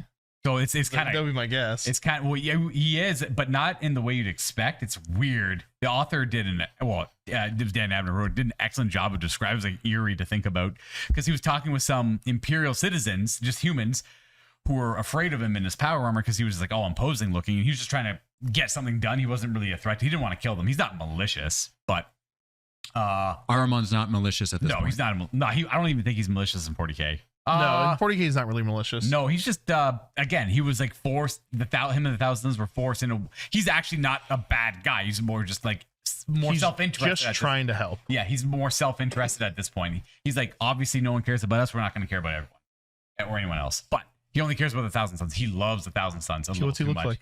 Oh, sorry. Yeah. Anyways, they had asked him to take off his he decided to take his power armor off, and he was like weirdly taller than he was. Like he had longer proportions than he would normally have. He had like long kind of longer alien-like fingers. All of his skin was transparent, ghostly. You could see his like skeletal structure and everything, including his face. And he had like Nemesis from Resident Evil. Yeah. He had like the kind of pulled back lips, and you could see his gums, but they were blackened gums. But he was just very like well kept, proper stature still. But he just looked like a ghost, essentially. Yeah. It was weird. So, I don't do it justice, the description. That's explain that Slender Man? He's just, but you can see right there, like, but it's more like he'll flash and like he'll have like flesh and blood, but then he'll like, as he's talking, he'll like flicker in a ghost mode, flicker out of ghost mode, flicker in a ghost mode. Yeah, it's kind of creepy. So I guess to get into a little bit and try to Manhattan, try to understand the character and what he's trying to accomplish. The Thousand Sons always had issues with mutations. So the spell that he cast, I don't think he cast it at this point yet. well, no, sorry, in the 40K universe, he basically, to try to stop the flesh change, which was killing off the Thousand Sons, Mutating all of them, mutating them all, he cast a spell to stop the mutation. And basically what the spell did is everybody that wasn't a fairly powerful psyker got turned to dust inside of their armor. So that's why all is dust. The phrase all is dust. That's why they're kind of weirdly resilient, because there's no physical body in there. It's their soul is trapped in there, and the only physical remains of them is the dust inside the armor. And then the sorcerers lived. So right now, one of his major things he's trying to do is find a way to reverse that spell. Ahriman's rubric. Yeah, so he's like backfired pretty bad on him. Right. And Ahriman's rubric refers to that's the spell. That's the name of the spell. It was a massive. That's why they're rubric marines. Rubric marines. Yeah. So right now he's trying his best to basically, like I said, find the knowledge to be able to counter what he did when he was trying to save Magnus. Was the rest so of his mad legion. at him. Magnus got super mad at him. Magnus was real because he took it upon himself to do this. He's like, he did it behind Magnus can't help back. us. Yeah. No, he went to go research it and figure it out, and he found this ritual in the library of Leng, probably, which is like the Emperor's library, which is where he was during this whole thing. And he essentially, the whole thing backfired. He pretty much didn't kill the Legion, but he dusted them, I guess. There's still like weird spirits in there. Do they have a warp presence? I don't know. Do they have souls? Their soul is trapped. Their soul is trapped in their armor. trapped in the armor. Yeah. But Okay. they're So they're not dead. like self-autonomous. They don't speak. Do they have free They're will? pretty No, I darn. don't No, think they so. don't have free will. Okay. It's the The sorcerer. sorcerer controls That's why They don't have free will. That's why the sergeant is always the sorcerer. Yeah. Because the sorcerer is the only Okay, one that can that's kind cool. of like Yeah. guide them, because Guide they them, can't yeah. really properly interpret the They're physical like world bad anymore. robots. Are their souls trapped in the armor? The souls are trapped in the armor, and Do that's you- why. You ever watch Doctor Who? I just know that the Tartarus is like the phone booth. Okay, there's like this one creepy episode where like there's like this One? virus that eats people, and they're like weird. Remember like there's like I don't watch skeletons. Doctor Who. Oh, okay, it's a great example too. It's like in Doctor Who, there's this virus that eats people in space, and they're in the spacesuits and everything, but they're like just a skeletal form of them when you come across them, and all they do is they keep repeating the same thing they did last. It's like, hey, why is it dark in here? Where are you? Who's there? And they just keep saying that over and over again. They're like just a fragment of their self before they were. So I was trying to make a comparison to something, but no one here watches Doctor Who, so Somebody is very excitedly typing, wearing their jumper. yeah. Okay, so I mean that's pretty cool. So he's like trying to reverse his big boo boo that His he made. mistake. Yeah, so he doesn't really he doesn't love the Imperium, but he's not like actively just trying to see their downfall. He's entirely focused on mostly focused on trying to save the remnants of his legion. And I don't know what his allegiance with Tzeentch is really. Like, I'm not too sure if he's all in with him or not. Like, it's tough to He's kind of stuck with him. He's kind of stuck with it. Yeah. I think Tzeentch kind of tricked him with the spell too. that's right? kind of what it was. Who Yeah. isn't stuck with Tzeentch? I'm pretty free of Tzeentch. I like to imagine I'm free of Tzeentch. James, are you free of Tzeentch? No. Okay, so yeah, that's cool. That Yeah. makes what I just thought he was a bad guy, and I didn't know why. He's not a bad guy. No. Yeah. Well, I mean, Well, he's not a whatever. good guy. Not a good guy. He's doing terrible things to try to fix his mistake. I feel like the only real bad guy out of like all the Lucius and Callus Typhon are probably Those are the two bad guys. Those are bad guys. Kharn doesn't have control over his actions. Why is Typhus a bad guy? Yeah. I wanted to ask about Typhus why next. is Callus Typhon a bad guy? I actually don't know. Is that his full name? Okay, so that was He became Typhus. He became Typhus. And this but- is Death Guard Typhus. Yeah. Yeah. So he was the first captain. So He's just Yeah. He was bad when they were on Barbarous before the Emperor even came Every about. he was kind of an awful person. So you've got Mortarion, who's the Primarch of the Death Guard, hates Psychers, and Typhon is kind of like secretly a Psycher. Like He's got on Barbarous they called it like blood witches. So sure, Barbarous is the homeworld of the homeworld of the Death Guard. So the weird thing about Barbarous was like it was ran by these overlords who were very clearly chaos worshippers who had a touch of chaos about them. They lived in these weird mountains covered in this poisonous smog and like force everyone into slavery and live beneath the mountains, and they couldn't go up the mountains because they would breathe the smog and die. It was like heavily poisonous.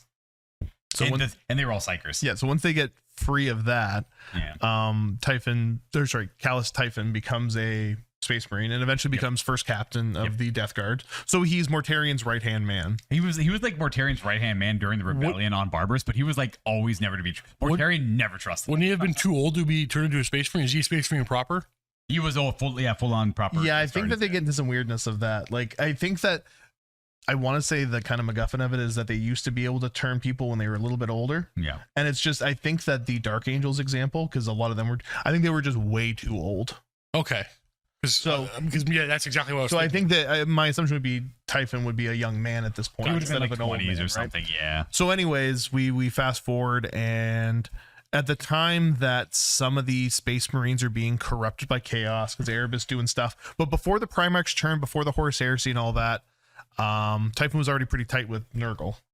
Because he was tight with Nurgle on Barbarous, because they were all worshippers of Nurgle. They were all the entire higher echelon was already like worshippers of Nurgle, and not maybe Nurgle by name, but some god that is obviously Nurgle through a different name.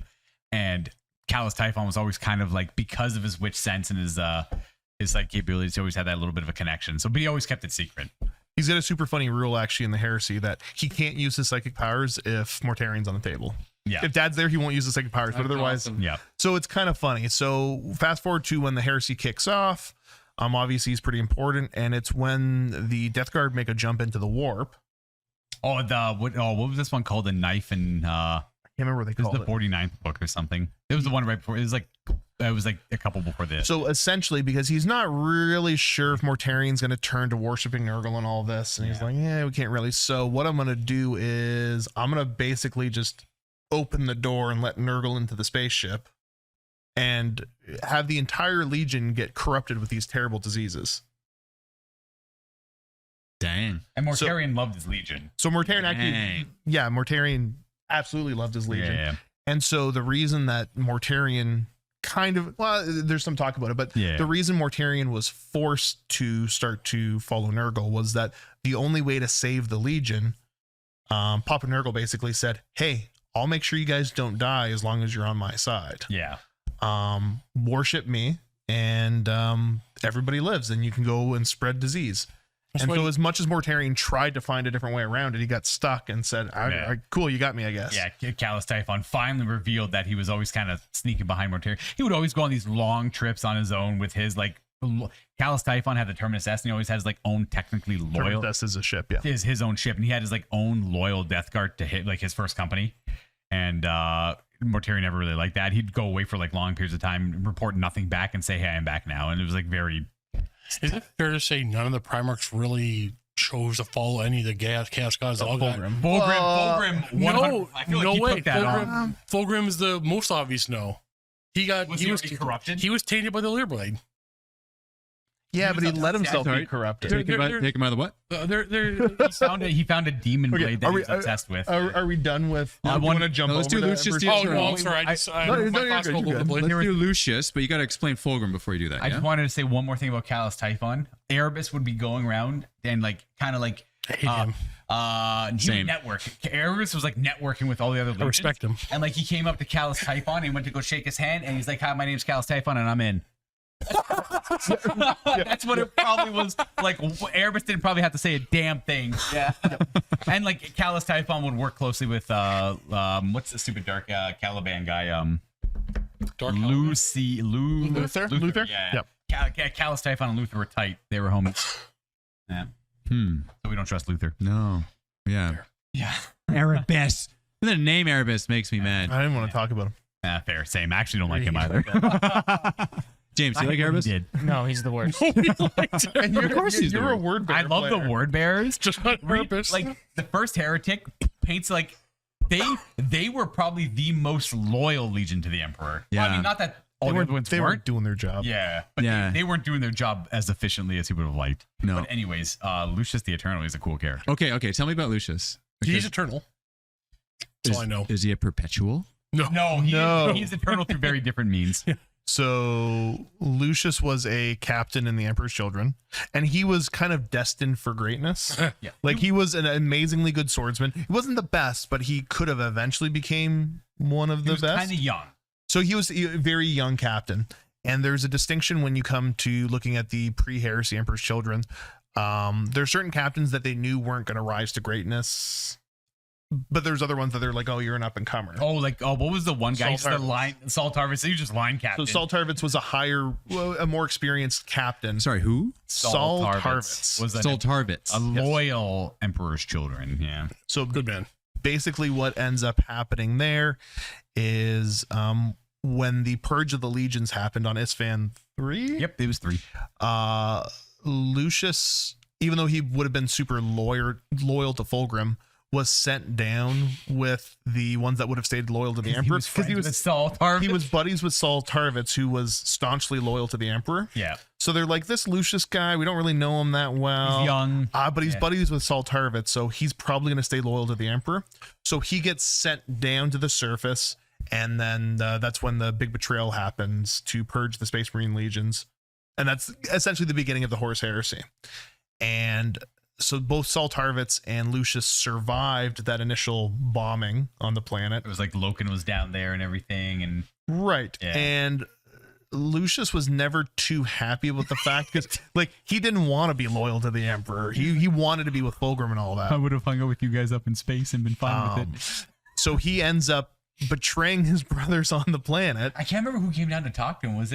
What's the stupid Eidolon came down to talk to him? No, okay, so he didn't come down to talk to him. It was so when we're going all over the place. When the loyalists were there on Isfahan 3 trying to survive against Horus's They're all forces. hunkered down and everything. In one of the skirmishes against the Emperor's Children forces, Chaplain Carmosian, I can't remember his name. I remember him. Yeah. Lucius chops a guy's head off and then secretly kind of keeps the helmet and keeps the communication stuff.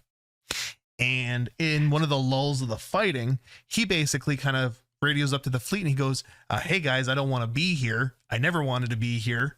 Let me join back up with you. And they said, no. And he says, okay, what if I give away all of the defenses of everybody down here and I open the door to let you in to wipe out all these guys I've been fighting with? Just like What if I let you come down and kill all my friends and help you do it? Yep. And they say, all right. Yeah. All right. He betrays Saul Tarvitz, which is like his closest friend. Like, I feel like Lucius was never really considered him like a really, really close friend. It was the only guy he had as a friend. Saul Tarvitz considered Lucius a friend, and Yeah. Saul was loyal to Lucius. And yet Lucius Kharn was gets the moniker the Betrayer. right. Yeah. No. Yeah, Lucius that's is up- yeah. How? he is- Kharn honorably killed a bunch of cowards, and Lucius sacrificed several legions. Yeah. Well, half of several legions. Well, yeah, he sacrificed a ton of his own men that were all loyal to him Yeah. to be able to rejoin. So he's an awful person. He's obviously pretty full of himself. Fast forward to after the heresy, he's still Starting to kicking like this around. He's an amazingly good swordsman.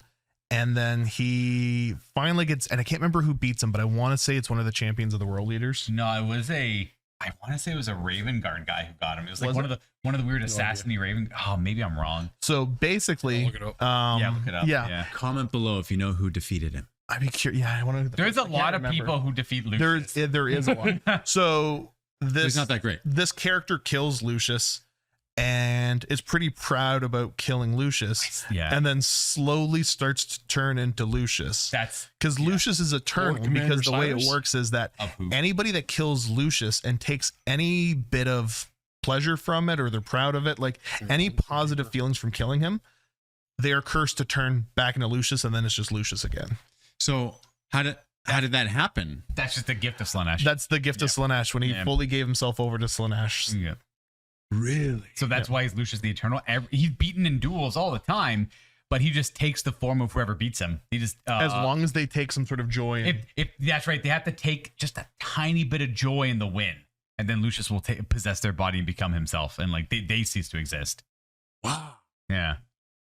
That's crazy. Yeah. That's his he has like I guess the armor doesn't really matter, but like the armor has like a weird mechanical thing like that in the There's something Armor of Screaming Souls. yeah, but it's like he comes back to life because whoever killed him, their soul gets trapped in the armor. Yes. Wow. So he has full control over the body when he morphs into them, but the soul of the person that killed him gets trapped in the armor. Even like a breath of relief after beating him is like enough to. Yep. Yeah. Right, because it's so your best way is to like trap him, pin him, leave him somewhere. You don't kill him and breathe. Or he gets eaten by a Tyranid. I remember he had this rule called the Duelist. Mm-hmm. Yeah. Right? Like he's still a good duelist, but he eventually gets beaten by here and there. Right? Yeah. Everyone, yeah. But I also remember he was not that great. Like he always died. Yeah. He was probably one of the weaker ones out of all four of them. Yeah. He would be. Yeah. He's done first. Yeah. What's the? Do you remember like all the duels used to do like for videos, like all the challenges? He would never do well. He was always one of the. He's not one of the last ones you put up there. He's like close to the end, but not because he's a named character for some reason. Yeah, well, he never can die. Well, he dies but comes back. Why does he have this like tentacle thing? What's that? He gets that whip from some. It's like a weird flesh whip. It's a weird Slaanesh thing. I don't know. Slaanesh has always Slaanesh is weird. Gifts that were whip related. It's always been that way. That's like their demonic Lash gifts. of Torment. Exactly. Yes, that's what it is. So that's just a gift of Slaanesh, like a gift of chaos. Yeah. Oh, okay. Like an artifact. Yeah. Well, that man, he's not. He's not a good guy. He's not a good. He's straight up not. Him and Callus Typhon are just horrible. I think the funny thing is we were able to fully talk about Fulgrim comfortably without mentioning. Talk about Lucius without really talking about Fulgrim. He wasn't as important to the story because he was a nobody, right? Like Fulgrim feels like a nobody. Fulgrim feels like for me less than Ferrus Manus because in my mind Fulgrim dies super early. True. And it's another entity taking over. Okay. Now we don't know if that's true. Hold on 1 second. You know what? This is perfectly appropriate. Would you not say that Fulgrim is a chaos character? So let's talk about Fulgrim for a moment. Fulgrim, to me, like Steve says, when the second he picks up that Laren blade, he's dead. Yeah. The Laren blade? Yeah. What is that? So they go to, during the Great Crusade, they go to a planet called Laren. Lair, I think. It's Lear? Lear. Yeah. So it's an alien planet, but it's a weird. It's one of those weird circumstances where like they look like aliens, but they're actually like children of chaos. The planet was chaos worshippers. Yep. And all of their artifacts were chaos artifacts. So he finds this blade and he's obsessed with it. He's like, this blade is amazing. It's way better than I think. Ferrus Manus made the Fireblade or something like that as a gift. Firebrand. Yeah. He's like, this is better than the Firebrand. So he started using this Laren blade, but it had like. It was super crude. It was kind of one of those. Yeah. Because I remember he had a really tough fight against the Lair. Like the Emperor Children got beat up pretty bad by them. Weird 4-armed kind of like snake people demon things. Yeah. And he found what literally what Fulgrim looks like as a demon prince now. Yeah. That's what they look like, but they're smaller versions. And he finds this weird, kind of somewhat crude compared to what he already has blade. And for whatever reason, he feels compelled to take it as a trophy. Which is already like I think he realizes it's a little bit weird. It's calling to him, but it's like there's just something about this. Like maybe it's because we had such a tough fight. I want to take this as a trophy. And now to me, he's super weak because he was the one Primarch that was taken over by. He was like the easiest, right? Like he felt like. Don't get me wrong. If they come out 10th edition with 10th edition Fulgrim and Emperor Children, I'm all over that. I'm playing that. That'd be a cool model. But beat up by Dorn pretty easily too. Yeah. Dorn's like, really? What are you gonna do, Dorn? Yeah. Dorn just beats. And this is hit by a chainsword. This is like a full on Fulgrim fully ascended Fulgrim at his best, and he just goes into this whole like, oh, what are you gonna do, Dorn? Tell me to come back and be loyal. Tell me I can be brought back into the fold, and you'll forgive me. And Dorn's like, nah, I'm just here to kill you. I'm just gonna kill the crap out of you. You beat him silly. He does. Yeah. Rogel Dorn is I love that the character. best. He's like probably the best. He just never heard of him. He just beats the crap out of anyone he wants to. There's a funny story about him and Kharn as well during the siege, but like there's a weird about him and Rogel Dorn. Kharn and Rogel Dorn, it's kind of funny because like Kharn fights Sigismund, and Sigismund is like having a really hard. That's another. Yeah, this is spoiler alert territory because you don't know this one either. No. I'm okay to be spoiled. Okay, so warning here. This is spoiler alert. This is like book Everything we talk about is a spoiler, guys. That's Well, fair. this is an extra Dave spoiler, and I'm saying it because it's a character he cares about. Yeah. So it's a very well written duel between Sigismund and Kharn beats Sigismund. It's like book 3 or 4. But wait, what does that mean? Beats him? Doesn't kill him, but he's about to. He's like Sigismund is being He bests him. being driven in a back. duel. Sigismund, you get the insight into Sigismund. Sigismund's like, I don't think I can win this. I cannot beat him. He is too strong. He is too fast, too unpredictable. He's like, because Kharn's exposing himself to attack Sigismund. So Sigismund's like trying to like wounding Kharn, but Kharn is just immune to the pain. Almost, it feels like. I took that. If Sigismund wanted to kill him, he could have though, but he couldn't beat him without killing him. I think that's what it was. Yeah. Okay. Yeah. And then so Sigismund and then Dorn is so tired of like commanding at Bad Bastion. And this fight's like near enough that Dorn's like. So this is now jumping way further into the Heresy. Yeah, this is the Siege of Terra. This is like book 3 or 4 Siege of Terra. Like the fighting is like really close to the palace. We're close to where Dorn is. He literally pops out. It's like a really long but well written scene between them two fighting. All of a sudden, this quick, Dorn pops out, grabs Kharn, throws him out the wall. It's just like a quick. He like beats him a little bit and just like I think kills him. I guess I don't even know. Like it just Okay. I might be remembering a different one. you might. Oh, this is. I don't know what book. This is like the. James, do you remember? Does this sound familiar? So I remember a this duel happens. between Sigismund and Kharn, Right. and that's when Sigismund got cut loose finally, where Dorn says, "You know what? This is the rematch. Okay, so What you're talking about is I'm talking about the rematch. Yeah. Yeah. Okay, Rematch between who? between Kharn and Sigismund. Yeah. No. So they fought once upon a time. And then. Sigismund could have killed him. Sigismund could have killed him, but didn't because he would have had to kill him. He could have, yeah. So he lost. Well, he's being driven back. He was about to lose. Yeah. And then Rogel Dorn Dorn comes in. No, it's like a quick snap. It's like Dorn like says something and then like literally punches Kharn, picks him and throws him. Well, because I think Sigismund and Kharn were pretty tight buddies. They were really tight. Yeah. Sigismund and Kharn were tight buddies, and they saw Well, because that. Kharn was friends with a lot of people. Yeah. Kharn got along with a lot. And there was a lot of respect because that's where, because Sigismund got his notoriety. Obviously, he was well known, but he got a lot of notoriety in the fighting pits. They were partners in the fighting pits, weren't they? Yeah, That's I think they were partners. Yeah, because like they might have been. So like the world leaders always had this fighting pit kind of right of way thing where gladiatorial fighting. Gladiatorial like fights. a gladiatorial fighting pit where it would be like it'd be the first blood. So the first one to draw blood wins. But it was always like team-based fights, and Kharn kind of really sucked at them. That's what he kept saying. He's like not really good at team-based fighting, but Sigismund was amazing. Kharn and Ardal Tal were always fighting together. Is that what it was? Oh, were they always fight? Yeah, I think that those two were partners, but Sigismund just always won everything. Argyle Tall of the word bearers. The word yeah. bearers. The They were first jumping all over. possessed. yeah. The Gaul of Warback. Sigismund was just such a renowned fighter that 2 versus 1, no problem. Really? Oh yeah, he's probably the best. Second Astartes. best, but He's got More than Sanguinius? well, non-Primarchs. like Not non-Primarchs. Of non-Primarchs. Yeah. That's unfair comparison. Yeah. second best. But what were you gonna say? I was gonna say I'm pretty sure Sigismund is like generally considered the best Second or best. second. Like No, he's first. No, he's the I don't he's even the know. best. No, it's Korswin's a nobody. Korswin's, I don't know what to tell you. Okay, Korswin's, so he's nobody's heard Sigismund of is him. considered the Nobody's heard of him. best. He's the guy who Fighter out of held all the space Curse. marines. He stabbed a guy in the back. That's his claim And to fame. the He rules stabbed in the a- game. He represent literally that very saves well. Terra. No one Sure. can. No, Sigismund can go toe to toe with Primarchs You know in the I'm game, right. no problem. Yeah, he could. for a hot minute. Yeah. He would eventually lose, but he could tie up a Primarch for if a couple your rounds combat. Primarch's kind of wounded, then that's not a fight you want to take necessarily. That's a fight you might consider like maybe I don't want to fight Sigismund. You know. If the Primarch is already wounded. You're talking about Horus Heresy? The tabletop, the like second edition, or even first edition. He was probably nastier in first edition. He's still really good now. Is Sigismund a Chaos character? No, he's an Imperial Fist. He's the most loyal of loyal. He was like He was the first Emperor's exact champion. opposite. I'm asking Chaos. that was a silly question because I want to bring it back to Chaos characters for a minute. fair, yeah. Yeah. Even though, well, to be fair, you were talking about Kharn and Sigismund. so- They had a really cool duel. They had a That really I'd good say duel. is on the same level of the duel that you know, which is Sigismund and Abaddon. Yeah, that's like it was like a really hyped up duel because they were friends beforehand. And then Dorn shows up and ruins it essentially. Yeah. Yeah, it's like Okay. get out of my way, I'm a Primarch, So, okay. and then goes beats up Fulgrim. The rematch goes down there. Which apparently doesn't sound like it's that hard, even when he was ascended.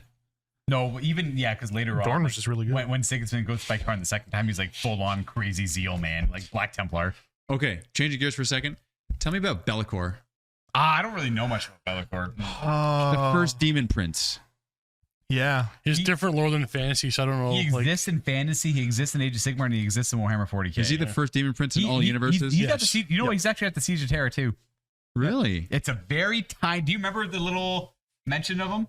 I don't. No? No. Did he just flap past the wall? So there. I'm Be'lakor. I'm not saying it's a different demon with the same name, but I doubt it. But they were on the Spirit of Vengeance, overseeing the battle, and they're trying to figure out what are all these units have the weirdest names ever, but like where are they from? They were like they had designations, but they were So the Spirit of Vengeance. Yeah. Okay, the Spirit of Vengeance is Horus's flagship. Horus's flagship. Yeah. So the Sons of Horus. So they're in low orbit over Terra, overseeing the battle, and they have like a big old strategic computer in front of them, and there's overseeing where units are moving. They have their designations, but some of these units started popping up like Scarbrand was there too, I think. Actually, there was like the Bloodthirsters were there, all these named Bloodthirsters, and all these demons. It was a big battle, right? Like this is, and then they start bombing through all the names, and then Horus is there, and then because there was this, it's a whole different thing. Horus is there. He's trying to remember the names of them because everyone is questioning them. It's like, what are these things? And Horus is like, how do you not know? These are the Flayers of Slaanesh. These are because he had worked with them in the Gate of Moloch thing. That's like a whole different thing, yeah. So he knows them all very well. It's like, we actually didn't get there on the episode about the Heresy. I know, thing. yeah, we never got there. Never got to the Gate of Moloch. He just starts naming off all these demonic legions that are fighting. He's like, that's them, that's Be'lakor, that's them. He's just like, that's it. He literally he gets a Who's naming it? Who's naming this? Horus is. He's naming off because the captains are all trying to figure out who are these fighting for us. I don't get it. All the demons started popping up. Right. And they didn't know who it was. And then Horus is like, how can you not know who these are? These are the like he knew. They took a second for him to remember, but he remembered all the demonic legion names. And like these are I can't remember their names, but they're so obvious. Like the bloat drones of this and the players of this and that. And it's like that's Be'lakor, and it's just he just moves along. But he just quick shout out to Be'lakor. Quick little he like named. It was a long. He named off like 18, 19 different things. Yeah, It's like a pedigree. yeah. Yeah. Well, that sounds pretty cool. All I know is Be'lakor's at the sea, or it was just a different demon with the same name. That doesn't happen. Probably it's Be'lakor. That was Delacour. Be'lakor is like birds to alerts. Yeah. Yeah. Is there some sort of demon rule where they're each unique? I think that they have a very specific thing with their names. Yeah. Thanks for tuning in to this week's episode of Maelstrom of Lore. Be sure to check out even more in the MiniWarGaming Vault, links in description below, and leave suggestions as to what you would like us to record in the future. By becoming a Vault member, not only do you support the show, but you make it so we can make even more. Thanks again, and happy wargaming. Thanks again for tuning in, folks. I'm MiniWarGamer Dave, and you're in the Maelstrom of Lore.